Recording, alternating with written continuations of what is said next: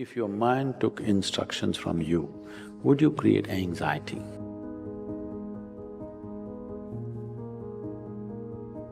As I said, you have not read the user's manual of how this works. We need to pay attention to this. The system is made in such a way, if you hold your hand like this, it'll work one way. If you do like this, it'll work another way. If you do like that, it'll work another way. It's a phenomenal process.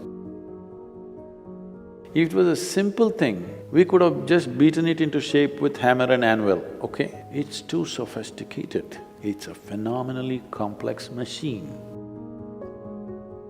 How to overcome anxiety. Sadhguru's advice on mental health. You feel anxiety because you've not read your body's instruction manual. We must be mindful of who we are. The system is designed to operate one way. If you hold your hand in this way, another if you do this, and yet another if you do that. It's an amazing procedure. If it had been straightforward, we could have simply used a hammer and anvil to shape it. It's an astonishingly complex machine that's too advanced. To use it for what it was intended, one must pay attention. Otherwise, it will cause problems. Do not attribute your difficulties to any of those things, even though there may be many elements including genetics, sociology, growing up challenges, and a variety of other things. The only issues you have when you have anxiety is that you're unable to have your thoughts in the manner you want them. You have reached your conclusion the instant you attribute it to something like, I am like this because my father was like that, or I am like this because my grandfather's genetics were not right. Since such guys are unchangeable at this time, now that it's finished, you can't pick a different father or grandfather, but you can change who you are. You must realize that even if you suffer from an anxiety disorder, if you insert a piece of carrot, there is intelligence present that can turn the carrot into a person.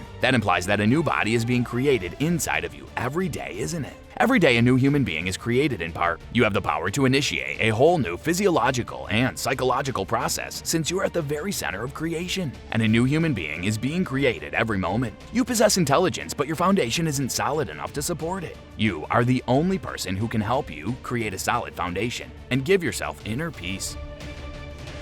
One needs to pay a certain level of attention to be able to use it for what it is designed for. Otherwise, it'll get itself messed up.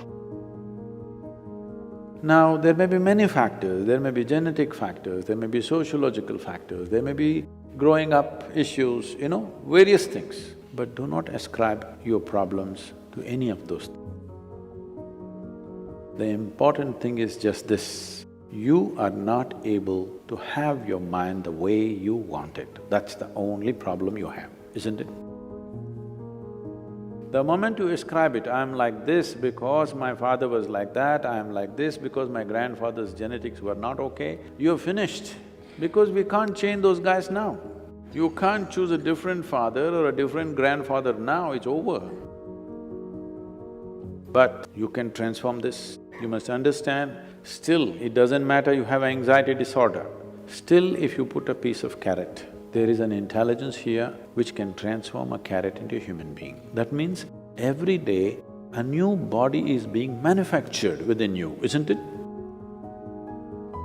In parts, a new human being is manufactured every day. When the very source of creation is functioning within you and a new human being is constantly being created, if you take little charge of that, you can create an entire new physiological and psychological process.